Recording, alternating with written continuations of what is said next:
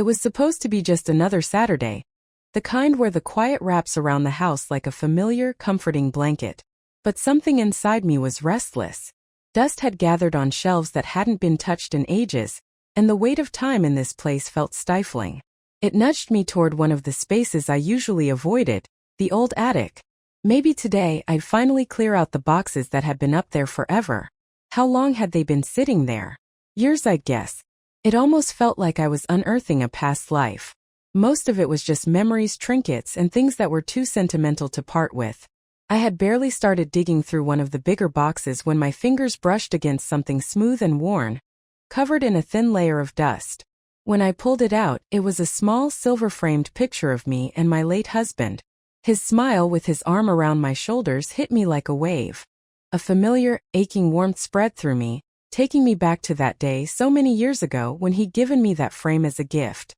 Now the frame was tarnished just like my grief had aged over time. In the quiet of the attic, those memories felt more vivid than ever. I was so lost in the moment that I didn't hear the footsteps on the narrow stairs. It wasn't until a soft creak broke through my thoughts that I realized I wasn't alone. I turned around, startled, to find my stepson and his friend standing just inside the attic doorway, their eyes full of curiosity, and maybe even a hint of concern. I must have looked a little out of place, holding that silver frame, lost in memories that felt too personal, now exposed to them. "Oh hey," I managed, blinking away the haze of thoughts. I tried to pull myself together, but the nostalgia lingered, thickening the air between us. My stepson's friend, someone I'd known for years, stood beside him, watching me with a look I hadn't noticed before. There was an odd gentleness in his gaze, as though he could sense the weight of the frame in my hands and the memories it carried. "Didn't mean to interrupt," my stepson said, glancing at his friend. "We just thought you might need some help clearing things out up here." I nodded quickly, setting the frame down and brushing dust off my hands. "Thanks," I said, trying to brush off the emotion. "I was just taking a walk down memory lane, I suppose." I tried to laugh, but it came out a bit strained, almost forced. How strange it felt having them here, in this private space where so many pieces of my past had been tucked away. When I turned to gather another stack of boxes, I realized they weren't moving. They were just standing there, almost awkwardly, as if unsure whether to stay or leave. My stepson exchanged a quick glance with his friend, and in that instant, it felt like an unspoken conversation passed between them. I couldn't quite figure out their expressions, but the air between us had shifted. The attic no longer felt as silent and forgotten as it once had. "Do you need us to carry anything down?" His friend's voice, calm and steady, snapped me back to the present. He took a small step forward, his eyes searching mine, though I couldn't say for what. There was something intense about the way he looked at me, something I hadn't noticed before. It made my heart skip a beat, but I quickly pushed it aside. I realized I was still holding the frame. I gently placed it on a nearby shelf, as though that small act could help me put the past back in its rightful place. "No, I think I've got it. But thanks." Still, neither of them moved. It felt as though they were waiting for something, though I had no idea what. My stepson shifted his weight, running a hand through his hair, before finally breaking the silence. "It must be strange," he said, almost hesitantly, "being up here with all these memories." I nodded, surprised at how his words cut right to the heart of how I felt. "Yes, it is," I replied softly, glancing around at the shelves filled with old things. "It's like pieces of a life I almost forgot about, just sitting here waiting." His friend's gaze remained steady, thoughtful. "Memories have a way of sticking with you," he murmured, almost to himself. The way he said it made me wonder about the memories he carried, what moments had shaped him. The attic, once filled with silence, now felt charged with something else. For some reason I felt exposed, like the memories around me had peeled away a layer I'd always kept hidden. They could see it, the traces of a life I'd cherished, the pieces of myself I wasn't used to sharing. It was unsettling but oddly comforting at the same time. Then, as if he could read my thoughts, my stepson gently placed a hand on my shoulder, pulling me out of my reverie. "Why don't we help you with this?" he offered, gesturing to the boxes. "It'll go faster with 3 of us." His tone was warm and I found myself nodding. "Yes, that would be nice," I said, grateful for the support. Even if it meant sharing this vulnerable moment with them. The 3 of us worked together, sorting through the clutter, quietly sifting through forgotten trinkets and keepsakes. Every so often, one of them would hold up an old item, and we'd laugh about some silly story or shared memory. In that moment, in that attic surrounded by remnants of my past, it almost felt like we were making new memories. Shared moments of laughter and nostalgia drawing us closer. At one point, my stepson's friend picked up a stack of yellowed letters tied with a faded blue ribbon. He studied the letters for a moment, then glanced at me with an inquisitive expression. "You've kept these all this time?"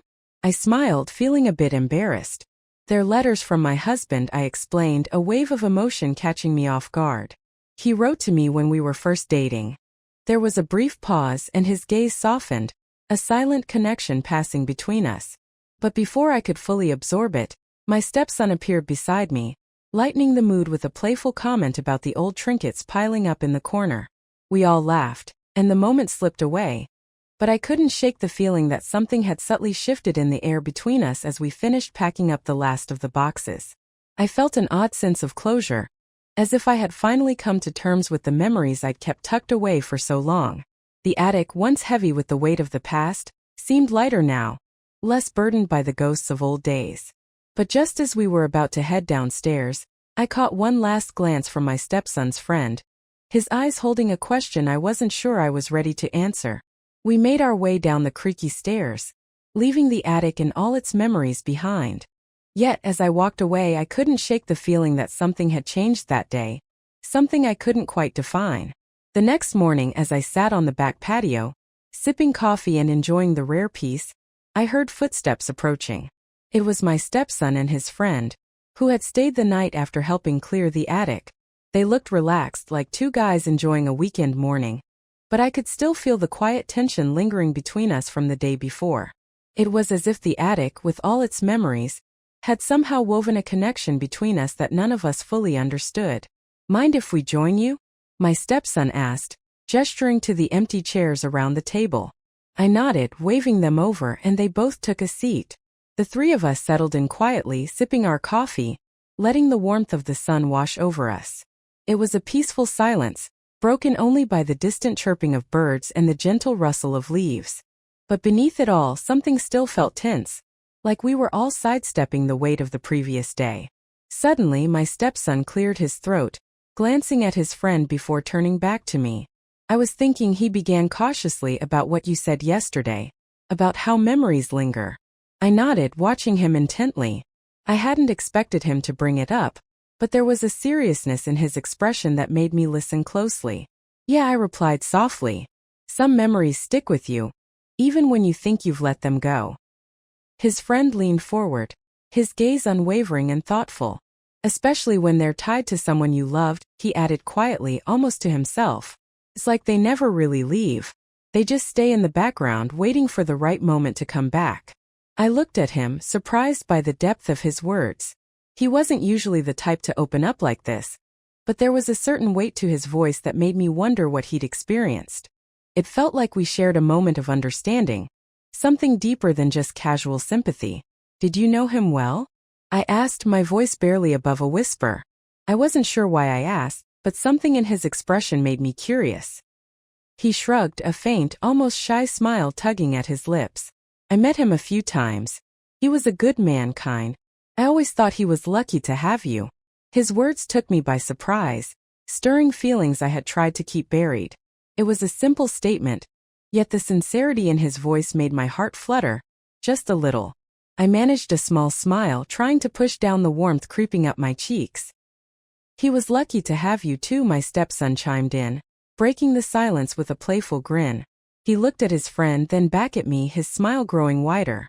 "I think we all know who the real treasure in this family is," he teased. I laughed, grateful for the lightheartedness he brought to the moment. "Oh please," I said, rolling my eyes. "I'm just a pack rat hoarding old memories." They both laughed, and for a moment, the tension in the air seemed to dissipate. We sat back, sharing stories and reminiscing about simpler times. My stepson and his friend took turns telling childhood stories, some of which I had never heard before, and I found myself laughing more freely than I had in a long time. But even as we shared those laughs, I couldn't shake the feeling that his friend's gaze lingered a little too long. His eyes seemed to study me, with an intensity that I didn't fully understand. Every so often, I'd catch his look, and it felt like something unspoken passed between us. A fleeting spark, like a secret we were both hesitant to acknowledge. Eventually, my stepson excused himself, mumbling something about a work call as he disappeared into the house. That left his friend and me alone on the patio, the laughter fading into a quiet stillness. I could feel his presence beside me, and for reasons I couldn't explain, my heart started to race. "You really were important to him," he said softly, breaking the silence. "He talked about you all the time. Even the little things." I looked away, blinking back the sudden rush of emotion. His words took me by surprise. "I didn't know he talked about me that much," I murmured almost to myself. He reached out and placed a comforting hand on mine. His touch was warm and steady, and I found myself leaning into it, drawn to the quiet reassurance it offered. Our eyes met, and for a heartbeat, everything else seemed to fade. There was something there. An unspoken connection that felt intense. But just as quickly I pulled my hand away, breaking the moment. "Thank you," I whispered, my voice barely audible. "For being there for him and for being here." He nodded, his gaze never leaving mine. "Anytime." We sat in silence, the weight of unspoken words hanging between us. Just as I thought he might say something more, my stepson returned, his cheerful voice cutting through the moment. The spell was broken, and we slipped back into our usual rhythm, laughing and chatting as if nothing had shifted. But even as we sat there, the memory of his touch lingered, a quiet reminder of something that had only just begun to surface. It left me feeling both curious and uncertain. I couldn't help but wonder where this unexpected connection might lead, or what it might reveal about the parts of myself I thought I'd left behind. The following weekend, the three of us were busy setting up my new house, moving furniture and unpacking boxes. It was the kind of task that should have been exhausting, yet somehow it wasn't. Maybe it was the promise of a fresh start, or perhaps it was just the good company. Even the most tedious jobs felt lighter. My stepson had suggested bringing his friend along to help, and I'd gladly agreed. After all, an extra pair of hands is always appreciated. We'd spent the whole day working, organizing the living room, hanging curtains and arranging shelves. By the time we reached the bedroom, we were down to the last item. A large wardrobe that needed to be assembled from scratch. The instructions were scattered across the floor, and the pieces were neatly arranged in a chaotic sort of order. We all stared at the parts with a mix of resolve and apprehension. "All right, let's do this," my stepson said, rolling up his sleeves. "Mom, you take that side and we'll hold it steady," he directed. I chuckled, glancing at him. "Feels like we're on one of those home makeover shows," I said. "All that's missing is the dramatic montage." His friend laughed, handing me a screwdriver. "Let's make it a good one, then." The two of them held the sides while I worked on securing the bolts. We managed to get most of it together without much trouble. But as I crouched inside the frame to fix a tricky corner, I realized I was in an awkward position. I twisted to reach for the next bolt, and just as I turned, the frame shifted, trapping me from both sides. "Guys," I called out, feeling a bit embarrassed. "I think I'm stuck." There was a brief pause before my stepson's friend leaned over, peering inside with an amused grin. "How did you even manage that?" he asked. I sighed, half laughing at my predicament. "You tell me. I guess I didn't plan my escape route." My stepson tried to suppress a laugh. "All right, hold on. Let us get you out of there." The two of them tried to pull the frame away, but the pieces were too tightly fit, trapping me in a rather awkward position. I twisted and turned, trying to free myself, but every movement seemed to wedge me in further. I could feel the heat of embarrassment creeping up my face. Not exactly the image of grace I had hoped for. "Okay, one more try," I said, trying to keep things light.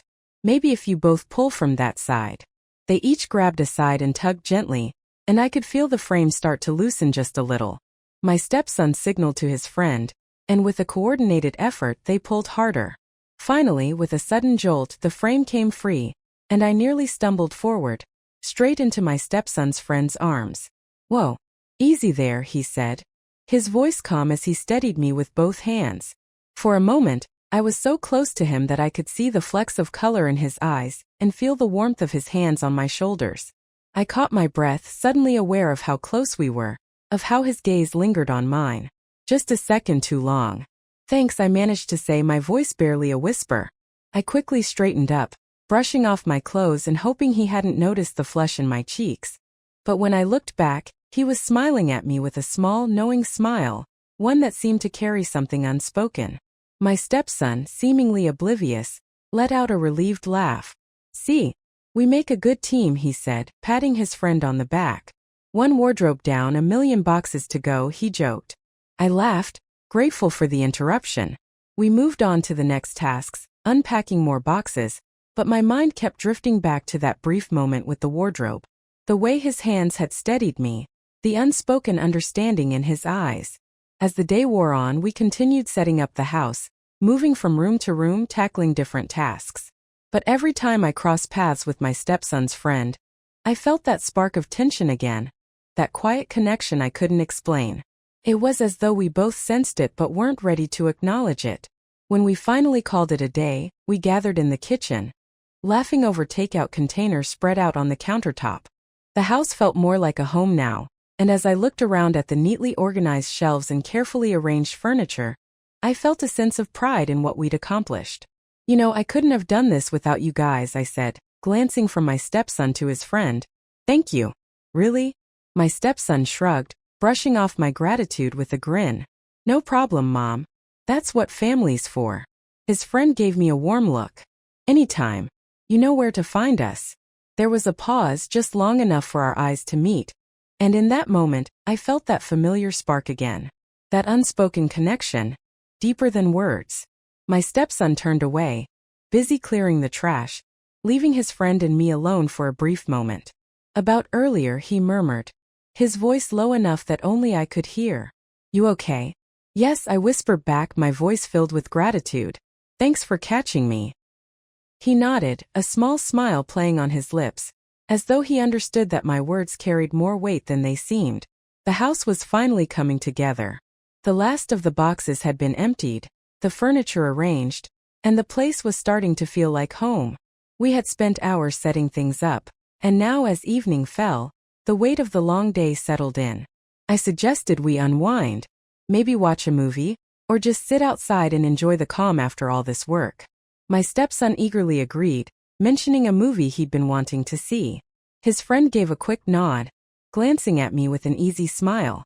Sounds like a plan, he said, his voice carrying a note of enthusiasm that made me smile back, though I couldn't quite place why.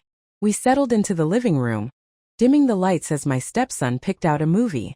I took my seat on the couch, and before I knew it, the three of us were sitting closer together than usual. It was a cozy, comfortable feeling, one I hadn't experienced in a long time. Just sitting with others, letting the worries of the day slip away. As the movie started, I tried to focus on the screen, but my thoughts began to wander. My stepson's friend sat next to me, close enough that his presence felt almost tangible, like a warmth filling the space between us. Every now and then our arms would brush, just a fleeting touch, but each time it sent a ripple of sensation through me. I tried to convince myself it was nothing, just a casual, friendly gesture. But there was an undeniable awareness of his closeness, a quiet tension simmering just beneath the surface. About halfway through the movie, a particularly intense scene made me jump, and instinctively, I reached out for something to steady myself. My hand landed on his arm. As soon as I realized what I'd done, I pulled back quickly, flustered and apologetic. Sorry, I mumbled, embarrassed. He let out a soft laugh, his voice warm and understanding, and shot me a look that made me feel both awkward and seen in a way I hadn't expected. Despite myself, I could feel my heart race, a thrill running through me, though I tried to brush it off. I didn't mean to scare you, he murmured, leaning in just enough that I could feel his breath. His voice was low, soft, like he was sharing a secret with me. I'm fine, I whispered back, trying to downplay it, though my voice betrayed me. I just wasn't ready for that. For a second, our eyes met in the dim light, and the rest of the room seemed to fade away. I was acutely aware of everything in that moment. The warmth of his arm beside mine, the curve of his smile, the intensity of his gaze. There was something in the way he looked at me, an unspoken attention that I couldn't quite define, but I felt it deep in my chest. The moment was broken by a burst of laughter from my stepson, pulling me back into the present. I quickly turned my focus back to the movie, but that strange shift in the air lingered. It felt like the space between us had changed somehow. I could feel his gaze on me now and then, lingering for just a fraction longer than necessary. And every time I looked away, there was an odd mix of embarrassment and something else. Something I wasn't ready to face. When the movie ended, my stepson stretched and let out a satisfied sigh. "That was fun," he said with a grin, glancing between us. "We should do this more often." "Definitely," I answered, trying to sound casual, though the weight of the earlier tension was still in the air. I stood up, gathering the empty bowls to clear my mind. His friend followed me into the kitchen, bringing the cups we'd used. I was about to thank him when he stopped, turning to face me. His gaze was steady, as though he wanted to say something. For a moment, that same spark I had felt earlier flared up again, and I could feel the tension between us grow. He took a small step closer, his fingers brushing mine as he set the cups down. It was a brief touch, one that could have been nothing, but it lingered just a second too long. "I'm glad I could help today," he said, his voice quiet, almost as if he was sharing something personal. "And I'm really glad to spend the evening with you. It's been a while since I've felt this comfortable." His words, though seemingly casual, felt loaded with more than he was saying. I tried to keep my composure, offering a small smile. "It's nice," I said softly. "Having you both here makes everything feel a little more like home." His eyes didn't leave mine, and for that moment the world seemed to slow down. There was something in his expression, something almost like a question or maybe an invitation. It felt like he was waiting for me to say something or not. The silence stretched between us, full of unspoken possibilities. But before I could process it, he leaned in and kissed me. It was quick, a soft, almost hesitant kiss that left me breathless with surprise. He pulled away almost immediately, regret flashing in his eyes as he searched my face for a reaction. I could feel the heat rise in my cheeks, a mix of shock and something else. Something I didn't want to acknowledge. I glanced down, unable to meet his gaze, and for a long moment we stood there in the stillness of the room. The air between us was heavy with the weight of that brief kiss. I was just about to say something when I heard footsteps approaching. My stepson entered the kitchen, completely unaware of the quiet tension that had just filled the room. "You guys all right?" he asked, his tone casual, giving us both a curious look. "Yeah," I said quickly, forcing a smile as I grabbed a dish towel to busy myself. "Just cleaning up." He stretched and yawned. "Well, thanks for a great night," he said, looking between us. "I'm heading to bed early. Got a long day tomorrow." His friend and I exchanged a brief glance, both still feeling the weight of the moment. "Good idea," his friend replied, his voice calm, though I could sense the flicker of uncertainty in his expression. "I think I'll do the same." With a quick good night, they both disappeared down the hall, leaving me alone in the kitchen. I stood there for a while, staring at the empty room, my mind a jumble of emotions. The kiss had been brief, almost apologetic, but it had stirred something deep within me, something I hadn't felt in a long time. The next few days passed in a blur. I went about my usual routine, tending to work, running errands, finishing the last touches on the house. But my mind kept drifting back to that kiss, replaying it over and over. Was it just a fleeting impulse? Or had it meant more to him as it did to me? Then, one evening I got a message from him. My heart skipped when I saw his name on my phone. The message was simple. "Can we talk?" He suggested we meet somewhere neutral, somewhere we could speak freely, away from the walls of my home. We agreed on a quiet park nearby, a place where we wouldn't be interrupted. When I arrived, he was already there, sitting on a bench beneath a sprawling oak tree. His posture was relaxed yet tense, as if he was waiting for something, waiting for me. I paused for a moment, nerves getting the best of me. Eventually, I made my way over to him and sat down beside him, the space between us heavy with unspoken words. We sat there in silence, the quiet stretching between us, until the stillness felt like it held everything we hadn't said. The park around us seemed untouched by time, bathed in the soft golden hues of the setting sun, and for a fleeting moment, it felt like we were the only two people left in the world. "I'm sorry about the other night," he said, his voice breaking through the silence, thick with sincerity. He turned toward me, his expression earnest, as if he was laying bare something that had been bothering him. "I didn't mean to cross any lines. I don't know what came over me." I shook my head, trying to steady my voice. You don't need to apologize, I said, the words feeling more solid than I expected. It was unexpected, but I didn't mind. I didn't know how to react. He looked away, focusing on the park, lost in thought. It was clear he was searching for something to say, some way to make sense of it. I've been thinking about it a lot, he admitted softly, almost to himself. I can't shake the feeling that something's changed between us. Like I'm seeing you differently now, and I don't know what to do with that. The words hit me with a rush, making my heart skip a beat. I couldn't deny that the shift he felt was real. Our easy rapport had been replaced by something else, something deeper, and filled with an unspoken charge neither of us seemed ready to name. I feel it too, I whispered, barely audible. It's strange. It's confusing. But I don't know what any of it means. His gaze met mine, and there was an intensity to it, soft yet searching. I don't want to make things harder for you, he said, his voice tentative. He paused as if trying to pick the right words. Especially with your family?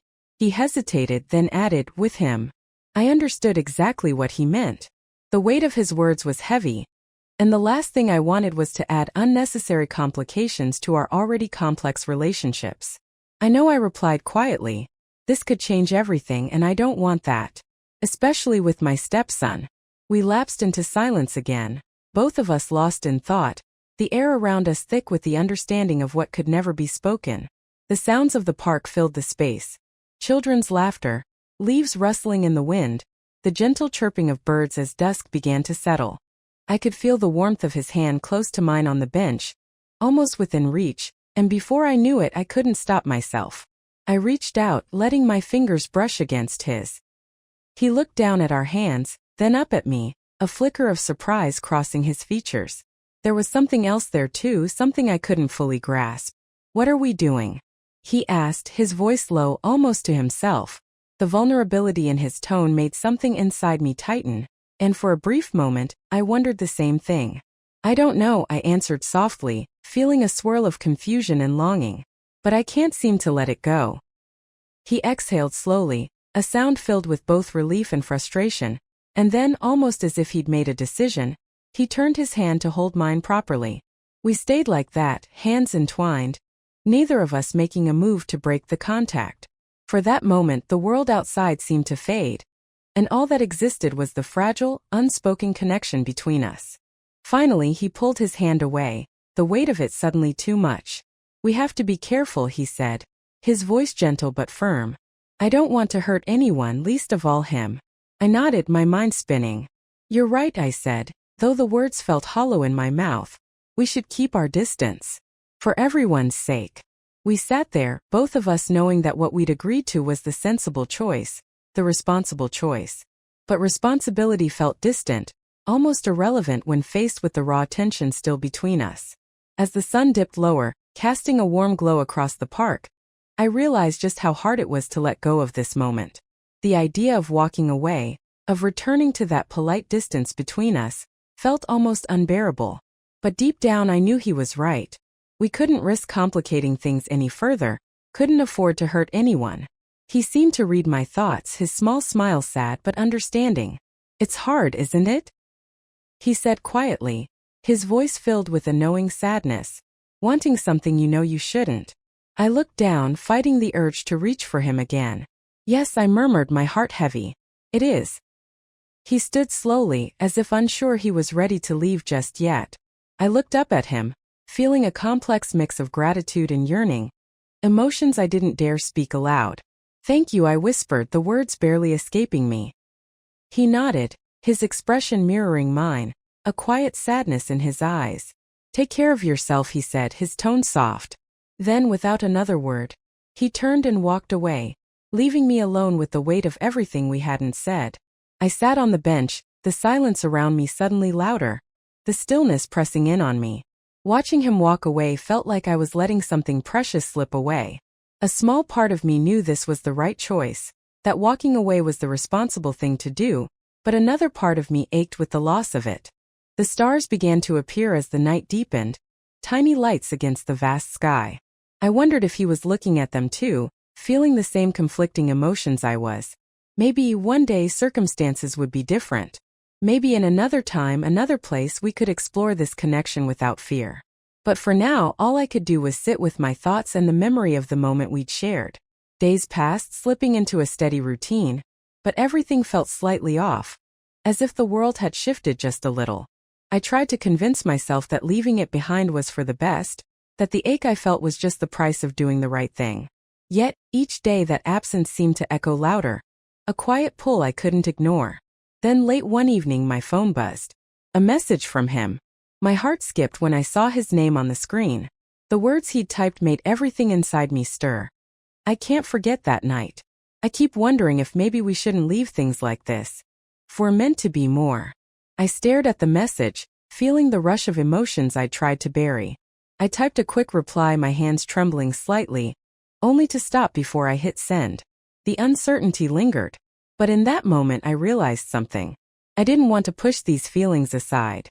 And maybe, just maybe, he didn't either. With a deep breath I pressed send. Then let's find out. As I waited for his response, the silence around me felt charged with possibility. I couldn't see what the future held, but for the first time in a long time, I felt ready to embrace it, wherever it might lead.